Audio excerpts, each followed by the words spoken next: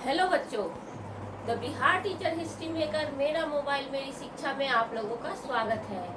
आज मैं लेकर आई हूँ आपके लिए ज्योग्राफी का चैप्टर इकाई 3 ग, जिसमें सूचना प्रौद्योगिकी उद्योग के बारे में मैं बताऊंगी। ये चैप्टर का नाम क्या है? सूचना प्रौद्योगिकी उद्योग। तो सूचना प्रौद्योगिकी उद्योग क्या है? आप लोग जो अभी वीडियो देख रहे हैं वो क्या है?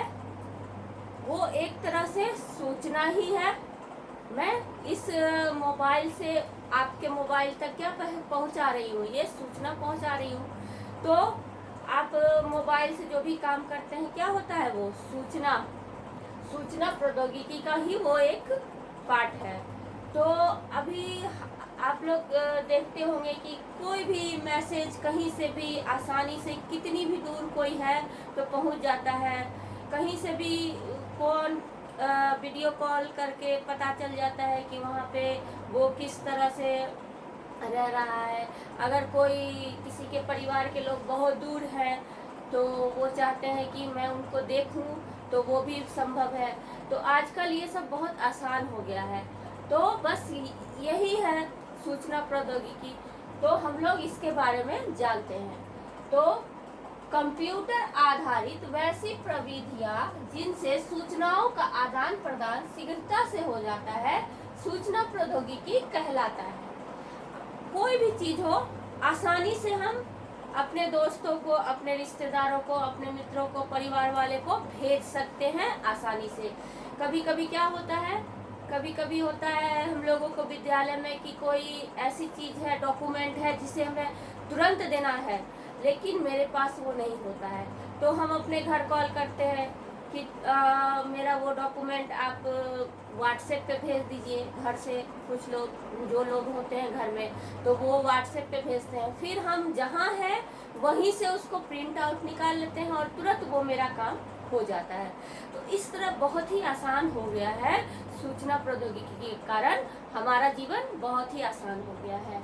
तो इसका कुछ जो उदाहरण है उसको हम देखते हैं। इसके अंतर्गत radio, television, telephone, pager, laptop, palmtop, tablet, cellular, laser, अंतरिक्ष उपग्रह एवं उपकरण, radar, LCD, CRT, LED, DVD इत्यादि विभिन्न हार्डवेयर और सॉफ्टवेयर इसमें शामिल होते हैं।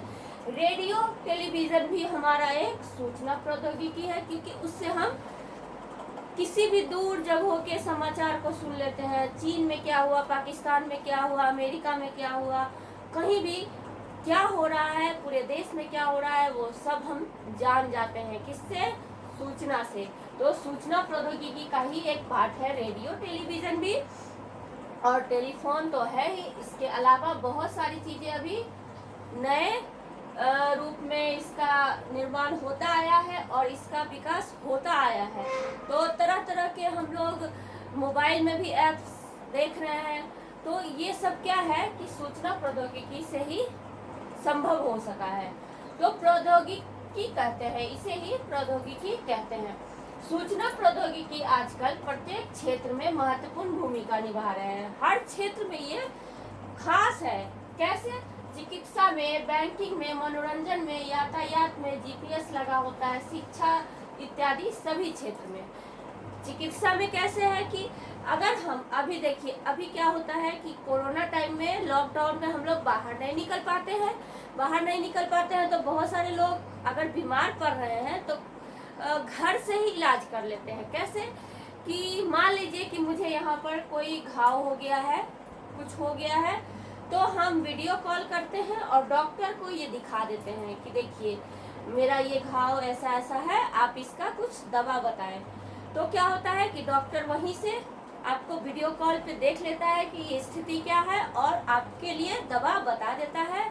आप ऑनलाइन दवा भी मंगा सकते हैं। ऑनलाइन दवा कैसे मंगाइएगा? ये भी एक सूचना प्रौद्योगिकी है। तो सब जुड़ा हुआ है, एक दूसरे से सारा जुड़ा हुआ होता है। तो इस तरह से चिकित्सा, बैंकिंग में क्या होता है कि आजकल घर बैठे हम लोग क्या करते हैं कि पैसे ट्रांसफर कर देते हैं।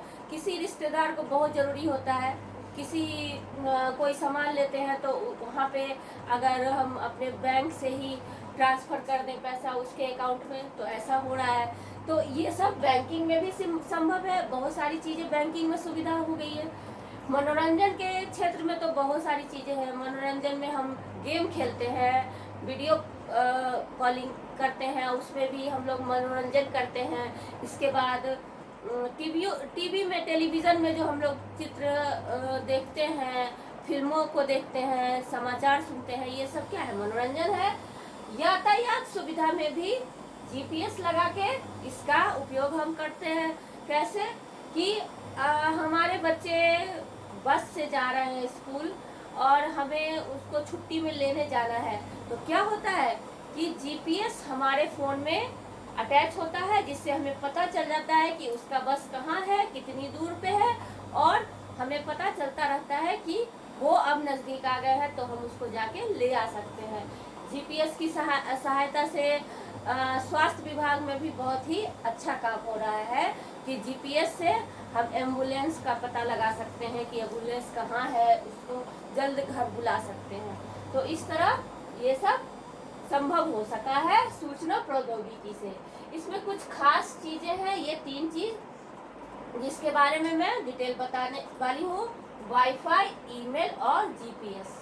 तो वाईफाई से क्या होता है? वायरलेस फाइडेलिटी ऐसी तार रहित प्रणाली है जो क्षेत्र विशेष में किसी भी कंप्यूटर डिवाइस से इंटरनेट से जोड़ती है। कंप्यूटर डिवाइस को इंटरनेट से जोड़ देती है।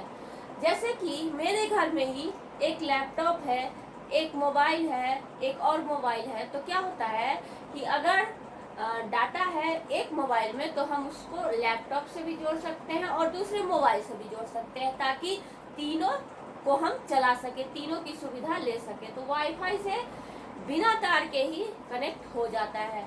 तो इसके अलावा और भी बहुत सारी चीज़ों में ये सुविधा प्राप्त हो जाती है। ईमेल क्या है? ईमेल इलेक्ट्रॉनिक मेल का संयुक्त रूप है जिसमें संदेशों को कंप्यूटर के माध्यम से शीघ्र भेजा जा सकता है।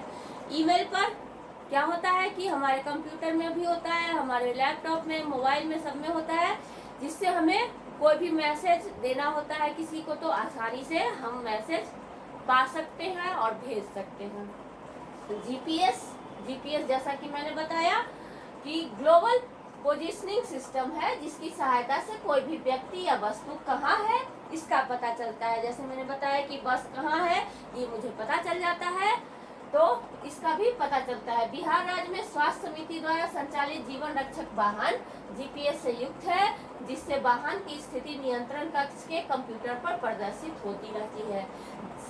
जीवन रक्षक वाहन जो है वो उसमें जीपीएस लगा होता है, और इससे क्या होता है कि नियंत्रण कक्ष में जो कंप्यूटर होता है, जहाँ पे सब देखते हैं कि सब व्यवस्था सही रूप से चल रही है, तो वहाँ पे प्रदर्शित होता रहता है और पता चलता रहता है कि उसकी स्थिति क्या है। तो इस तरह हम लोग सूचना प्रौद्योगिकी उद्योग के बारे में जान गए हैं। अब इसके कुछ और बातों को जानेंगे। तो चलिए बच्चों, आगे अगले वीडियो का इंतजार करते हैं।